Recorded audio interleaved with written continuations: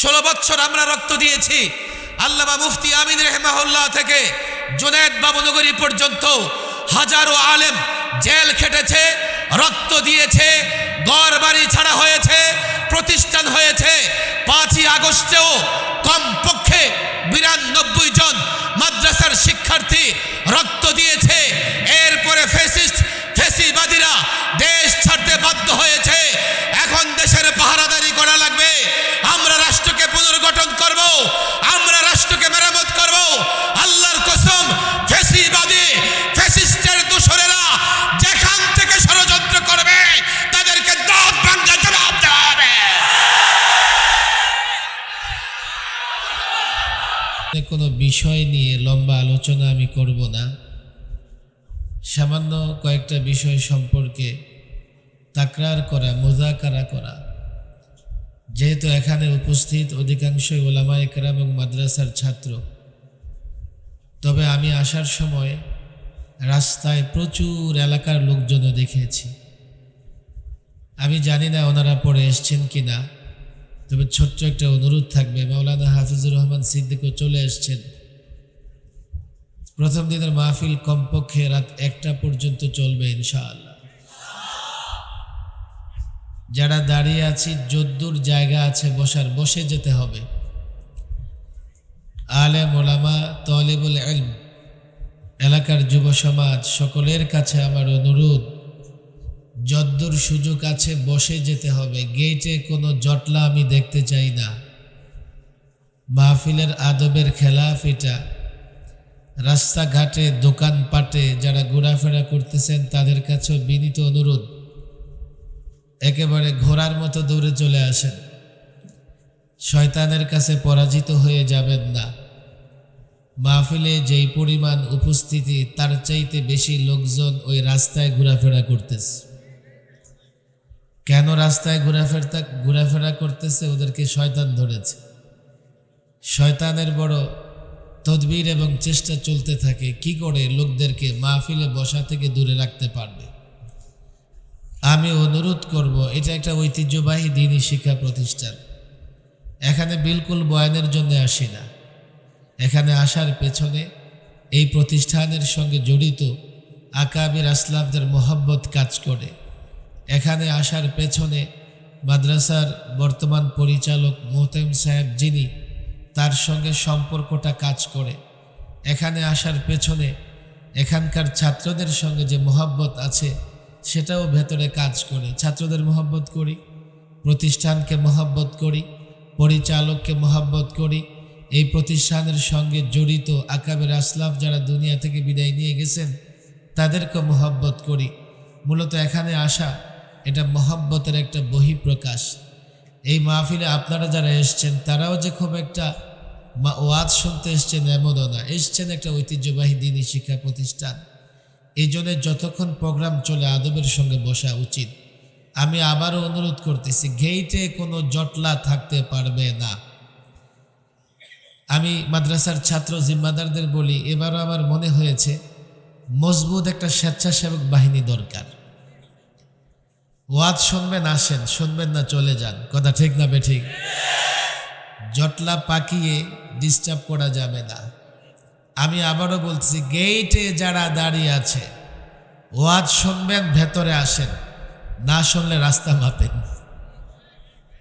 গেইটে দাঁড়িয়ে থেকে জটলা পাকানো যাবে না।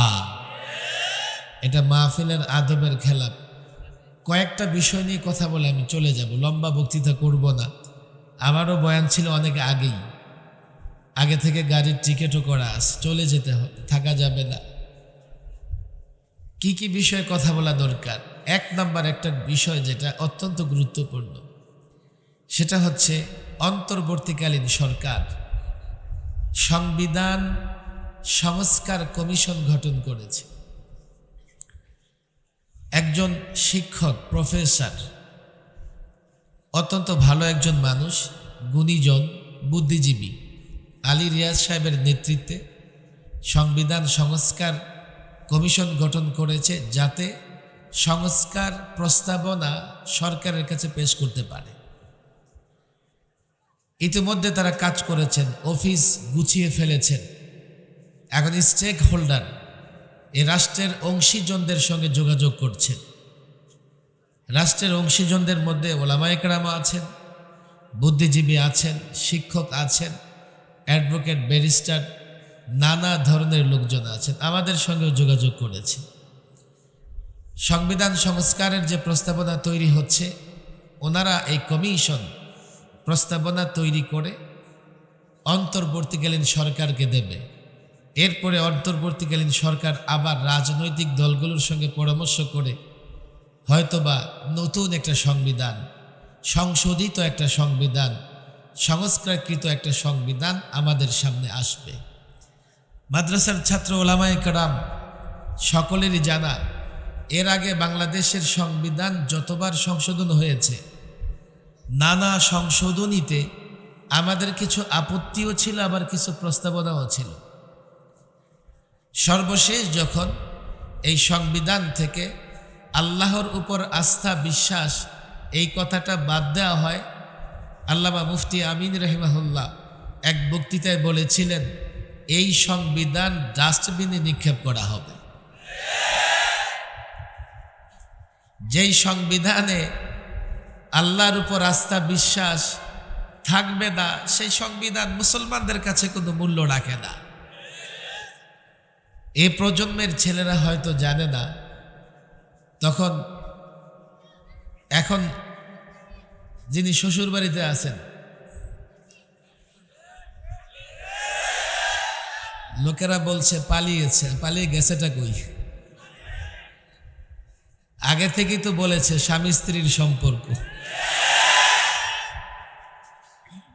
এখন সম্পর্কের দায় মিটাইতেছে। আল্লামা মুফতি আমিন রহিমাউল্লাহর বিরুদ্ধে রাষ্ট্রদ্রোহ মামলা করলেন। এই প্রজন্মের ছেলেরা জানে না, আল্লামা মুফতি আমিন রহিমাহুল্লাহ আদালতে দাঁড়িয়ে একই কথা বলেছেন।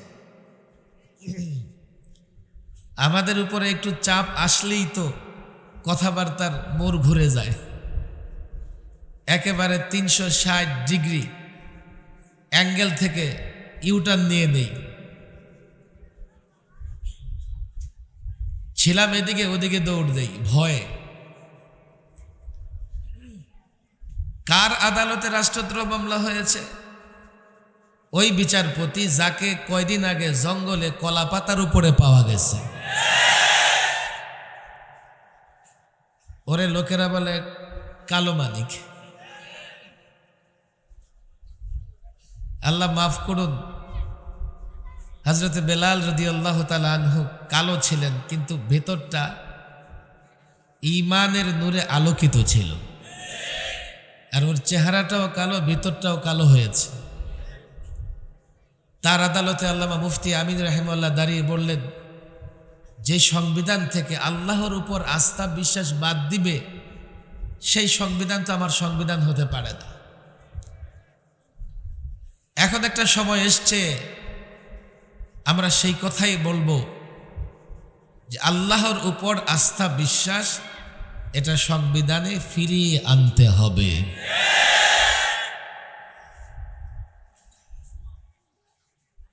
এই দাবি, এই কথা স্পষ্ট। বর্তমান সংবিধানে সর্বশেষ এই পলাতক ফেসিবাদী ফেসিস্ট সরকার, ওদের নিয়ে এখন ঘৃণা হয় সমালোচনাও করতে। তবে সমালোচনা এই জন্যই করি যাতে ভবিষ্যতে কেউ যদি তার মতো হতে চায়, এই ধরনের আকাঙ্ক্ষা থাকে, সে যেন সতর্ক হয়ে যায় যে যুগে যুগে ফেরাউনের পরিণতি এমনই হয়েছে। 53 বৎসরে কাউকে ক্ষমতা ছেড়ে পালাতে হয় নাই। কতই তো ক্ষমতার পালাবদল হয়েছে, পরিবর্তন হয়েছে, সে কেন পালিয়েছে? দুটা অপরাধ, একটা ছোট্ট একটা বড়। অনেক অপরাধ আছে, সবচেয়ে ছোট্ট অপরাধটা কি করেছে? 16 বৎসরে সবচাইতে দেশের সম্পদ চুরি তাড়া করেছে। এই পরিসংখ্যান আমি খুব ব্যাখ্যা সাপেক্ষে দিতে চাই না। এই যে মিডিয়ায় পত্রপত্রিকায় এসছে গত 16 বৎসরে 11 লক্ষ কোটি টাকা পাচার করেছে, আবার ঋণ রেখে গেছে 18,35,000 কোটি টাকা। আজকে যেই শিশু জন্ম নিবে তার মাথার উপরে 1.5 লক্ষ টাকার ঋণ। এই পরিমাণে চুরি ডাকাতি লুটপাট করেছে দেশের সম্পদ। কেন? মনে করেছে আমাদের বিচার করবে কে, ইচ্ছে মতো চুরি করি। আপা গেলে বাগিনা আছে, বাগিনী আছে, না হলে আপার বোন আছে, সালতানাত, রাজতন্ত্র, আমরাই তো একের পর এক ক্ষমতায় আসব, আমাদের বিচার হবে না, তো ইচ্ছে মতো চুরি করো। সবচাইতে মারাত্মক যে কাজটা তারা করেছে, গত 16 বৎসরে সবচাইতে বেশি জুলুম করেছে আলেমদের উপরে। তোমাদের কাছে বললে হয়তো তোমরা বুঝবা না, একজন বীর, একজন বাহাদুর ছিলেন আল্লামা মুফতি আমিন রহিমাহুল্লাহ,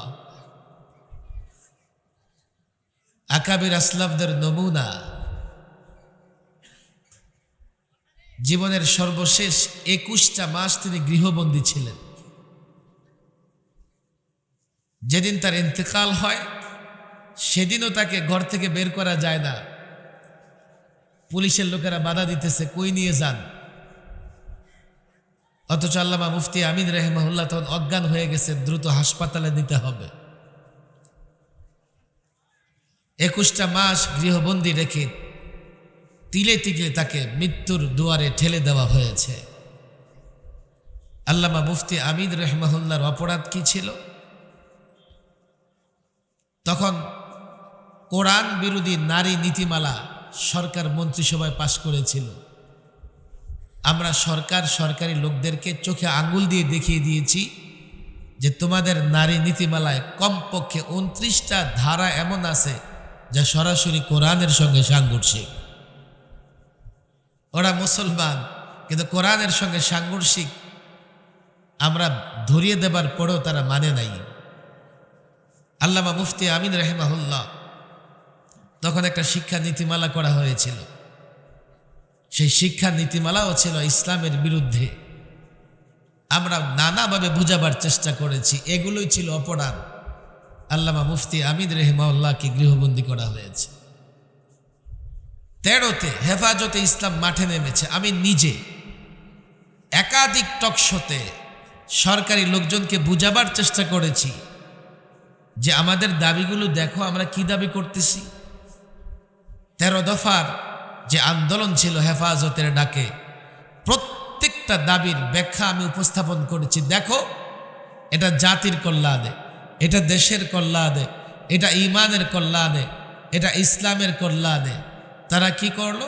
আমাদের দাবি দফা মানল না, বরং শাপলা চত্বরে 2.5 লক্ষ ভোলেট হাফেজ কোরআন আলেমদের বুকে নিক্ষেপ করল। কে বুঝাবে তাদেরকে? অথচ আলেমদের কোনো অপরাধ ছিল না। এবার 21-এ এসে এবার তো আমরা বিশাল অপরাধী। কি অপরাধ করেছি? আমাদের বলতেছে যে নরেন্দ্র মোদী বাংলাদেশের গেস্ট, জাতীয় প্রোগ্রামে আসবে, সে একটা রাষ্ট্রের প্রধানমন্ত্রী, আপনারা তাকে স্বাগত জানান। আমি বারবার বলেছি তাকে স্বাগত জানাতে পারবো না। কেন পারবেন না? আমি বলেছি তার দিকে তাকালে তার হাতে এবং দাঁতে গুজরাটের নিরীহ মুসলমানদের রক্ত লেগে আছে। বাংলাদেশের পরিচয় তারা বদলে দিতে চেয়েছে। এই প্রজন্ম জানে না আমাদের কি পরিচয়। এই ভূখণ্ড পেয়েছে ইসলামের জন্য, এই ভূখণ্ড পেয়েছে ইসলামের জন্য। ভারত থেকে পাকিস্তান নামের একটা রাষ্ট্র গঠিত হয়েছে, একটাই উদ্দেশ্য ছিল, এই ভূখণ্ড কোরআন এবং সুন্নাহ দ্বারা পরিচালিত হবে। গোটা দুনিয়ার বুদ্ধিজীবীদের নিয়ে আসো, চ্যালেঞ্জ করো। এই ভূখণ্ড পেয়েছে ইসলামের জন্য। 71-এ একটা লড়াই হয়েছে পাকিস্তান শাসক গোষ্ঠীর বিরুদ্ধে। বাংলাদেশের জন্ম হয়েছে, ৭১কে তারা এতটা চর্চা করেছে, ৪৭কে জাতির সামনে থেকে দূরে সরিয়ে দিয়েছে। কেউ যদি তার বাবার পরিচয় দেয়, দাদার পরিচয় দিতে না পারে, তো নিজে তো জারজ হলো না, তার বাবার পরিচয় আছে। কিন্তু যদি দাদার পরিচয় না দিতে পারে, বাবাকে জারজ হওয়া থেকে রক্ষা করতে পারবে না। শুধু ৭১ বলো, নিজে জারজ হবে না। ৪৭ না বললে তোমার বাবাকে জারজ হওয়া থেকে বাঁচাতে পারবে না। ৪৭-এ আমরা একটা ভূখণ্ড পেয়েছি ইসলামের কারণে, ইসলামের জন্য। পাকিস্তানে, পশ্চিম পাকিস্তানে স্বাধীনতার পতাকা উত্তোলন করেছেন মাওলানা শাব্বির আহমদ উসমানী, একজন আলেম। আর পূর্ব পাকিস্তানে স্বাধীনতার পতাকা উত্তোলন করেছেন আরেকজন আলেম, হযরত মাওলানা জফর আহমদ উসমানী। আমাদের এই ভূখণ্ড ইসলামের জন্য স্বাধীন হয়েছে। এর মানে এই নয় যে আমরা অন্য ধর্মের লোকদেরকে বের করে দিতে চাই, বরং আমরা তো বলি অন্য ধর্মের লোকেরা, অমুসলিমরা পৃথিবীর যে কোনো দেশ থেকে বাংলাদেশে নিরাপদ। কথা ঠিক না বেঠিক? আমরা ৫ই আগস্টে দেখিয়ে দিয়েছি একটা অস্থির পরিস্থিতিতে, বিশৃঙ্খল পরিস্থিতিতে আমাদের ছাত্ররা, আলেমরা সংখ্যালঘুদের গির্জা, মন্দির, উপাসনালয় রক্ষা করেছে। এটাই প্রমাণ, যদি কখনো টুপি দাড়িওয়ালারা ক্ষমতায় আসে, তাদের হাতেই সংখ্যালঘু নিরাপদ। তারা বাংলাদেশের পরিচয় বদলে দিয়ে এই দেশটাকে মূর্তির দেশ বানাতে চেয়েছিল। আমরা এর বিরোধিতা করেছি, এটা আমাদের অপরাধ। শিক্ষা ব্যবস্থাকে ধ্বংস করে ফেলেছে। মুসলিম লেখকদের লেখাবাদ, সাহাবাদের জীবনীবাদ, নবীদের জীবনীবাদ নিয়ে আসছে ডারউইনিজম। জাতির ছাত্রদেরকে, শিক্ষার্থীদেরকে বানরের বাচ্চা বানানোর ষড়যন্ত্র তারা করেছিল। আমি বলি, আমরা আদম সন্তান, আল্লাহ আমাদের সম্মান দিয়েছেন। তোমাদের যাদের জন্ম নালা নর্দমায়, পার্কে, তোমরা তালাশ করে দেখো তোমাদের জন্মের পেছনে বানরের অবদান আছে কিনা। এগুলোই আমাদের অপরাধ ছিল। জাতি থেকে আমাদের বিচ্ছিন্ন করে হাই সিকিউরিটি জেলে, ফাঁসির সেলে ২৪ ঘন্টা আবদ্ধ করে রাখত। মনে করেছে তারাই জাতিকে উত্তেজিত করতেছে, তাদেরকে জাতি থেকে বিচ্ছিন্ন করে দাও, আমরা ১০০ বৎসর ক্ষমতায় থাকব। জাতি থেকে আলেমকে বিচ্ছিন্ন করা গেছে, কিন্তু আল্লাহ থেকে কোনো আলেমকে বিচ্ছিন্ন করা যায় নাই। জেলখানার ভেতরে ১২টার পরে এক এক আলেম দাঁড়িয়ে গেছে, এক এক কামরা থেকে কান্নার আওয়াজ আসতো। কেউ দাঁড়িয়ে তেলাওয়াত করতেছে, নামাজের কান্না করতেছে। ৫৩ বছরে কাউকে পালাতে হয় নাই, তোমরা পালিয়েছো। এই জন্যে আলেমদের উপর জুলুম করেছো। আল্লাহর কসম করে বলি, যে বা যারা আলেমদের উপর জুলুম করবে, এই ফেরাউন পালিয়েছে, তারাও পালাতে বাধ্য হবে।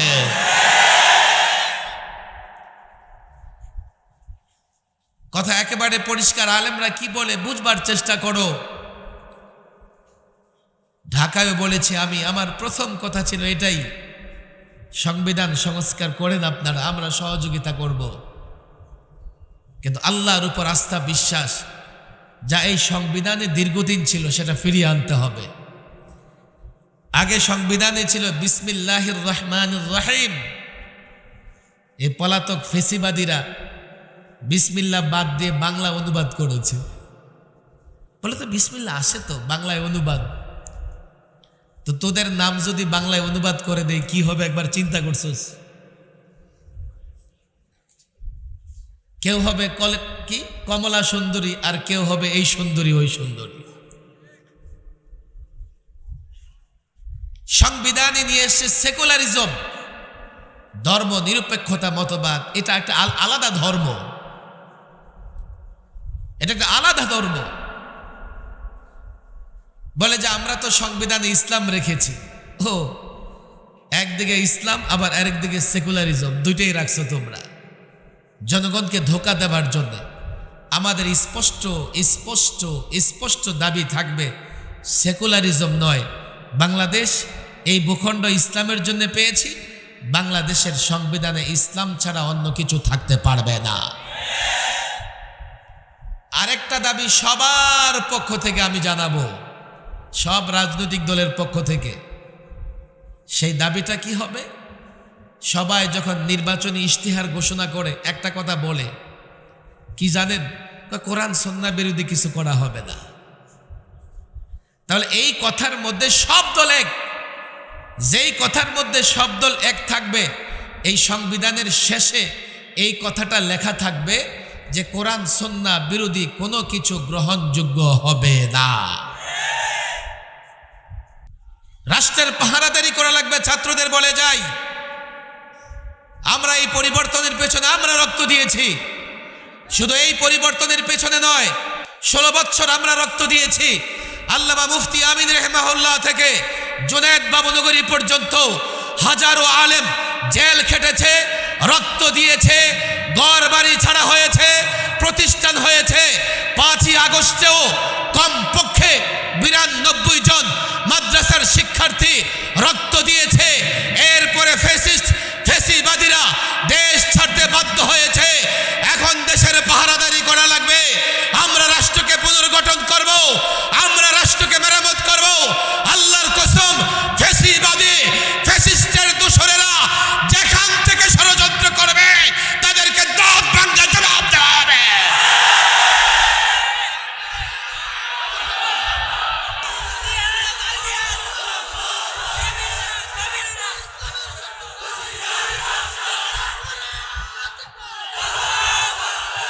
রাষ্ট্র সংস্কার করা লাগবে। তবে আমার একটা আবেদন, এই রাষ্ট্র সংস্কার করতে হলে যদি রাষ্ট্র সংস্কারের পরে তোমরা রাষ্ট্রে শান্তি ফিরিয়ে আনতে চাও, যেন তেন সংস্কার করলে হবে কি?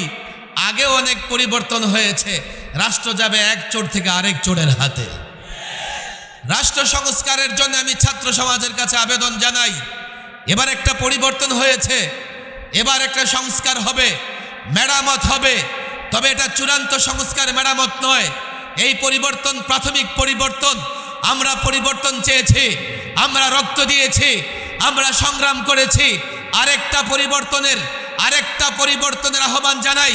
শোনো, এবারের পরিবর্তনের আগে টার্গেট ছিল কোটা প্রথাকে বিলুপ্ত করা, বৈষম্য দূর করা। আগামীর পরিবর্তনের টার্গেট হবে পরিবর্তন করে এই রাষ্ট্রে আল্লাহর নবীর আদর্শ প্রতিষ্ঠা করা হবে। এই রাষ্ট্রে কোরআন সুন্নাহর বিধিবিধান প্রতিষ্ঠা করা হবে।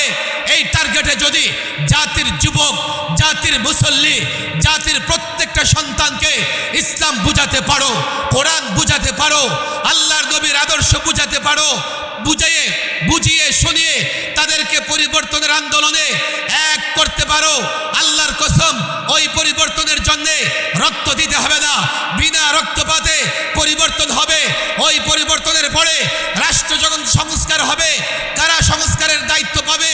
তারাই সংস্কারের দায়িত্ব পাবে যারা কোরআন জানে, হাদিস জানে, যাদের ভেতরে আল্লাহর নবীর মহব্বত আছে, যারা আল্লাহর নবীর আদর্শ বুঝে, তারা যখন দায়িত্ব পাবে।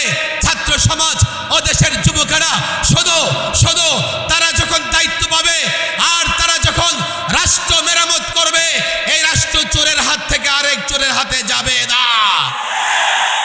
আলেম ওলামা, ইসলামী জ্ঞানে পণ্ডিত ব্যক্তি যখন এই রাষ্ট্রের সংস্কার করবে, আল্লাহর কসম শেয়ার বাজার লুট করার সুযোগ থাকবে না, নারী নির্যাতন থাকবে না, সংখ্যালঘুর উপর নির্যাতন হবে না, দেশের টাকা পাচার করবার সুযোগ থাকবে না, কালো টাকা সাদা করার সুযোগ থাকবে না।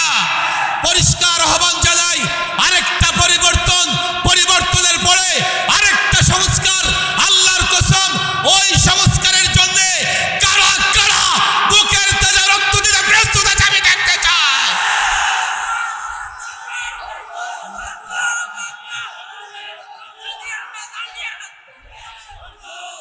পরিষ্কার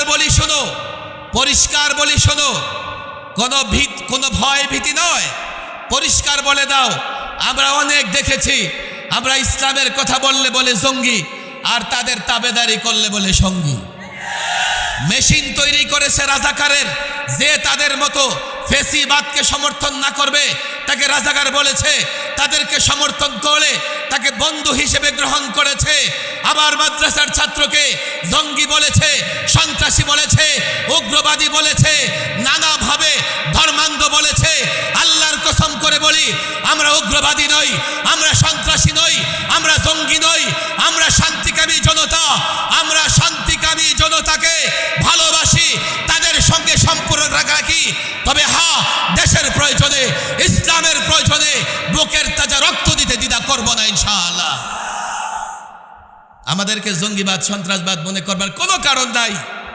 হ্যাঁ, তোমরা 1979 সালে সোভিয়েত ইউনিয়ন যখন আফগানিস্তানে আগ্রাসন চালায়, তোমরা সহযোগিতা করেছ আফগানিদের। আর যখনই তালেবান সরকার গঠন করেছে তখন তালেবানকে জঙ্গি বলা শুরু করেছ। আবার যখন তালেবানের আক্রমণে লুঙ্গি গামছা নিয়ে পালাতে হয়েছে, এখন বলে না তালেবান জঙ্গি সন্ত্রাসী না। তালেবানদের পক্ষে বলবার কারণে আমাকে 1 সপ্তাহ বেশি রিমান্ডে থাকতে হয়েছে, অথচ এখন বাংলাদেশে তালেবান সরকার আছে। আফগানিস্তানে তালেবান সরকার মানে তালেবান ছাত্র, যেহেতু আফগানিস্তানে ছাত্ররা লড়াই করে সরকার গঠন করেছে, সেটা তাদের ভাষায় তালেবান সরকার। বাংলাদেশে এবার আন্দোলন সংগ্রাম করেছে ছাত্ররা, সরকার গঠিত হয়েছে ছাত্রদের আন্দোলনের পরে। আফগানিস্তানের ভাষায় বলতে গেলে বাংলাদেশে আছে তালেবান সরকার। এগুলো পরোয়া করা যাবে না। নিজের মত এবং নিজের পথে অবিচল দৃঢ় থাকতে হবে। এইসব পরোয়া করলে শেষ পর্যন্ত তারা ইসলাম পর্যন্ত ধ্বংস করবার চেষ্টা করবে। আল্লাহ তাবারক ওয়া তাআলা মাদারেসে দিনিয়াগুলো হেফাজত করুন। অনেক রাত হয়ে গেছে, মাওলানাও চলে আসছে, তিনিও বয়ান করবেন।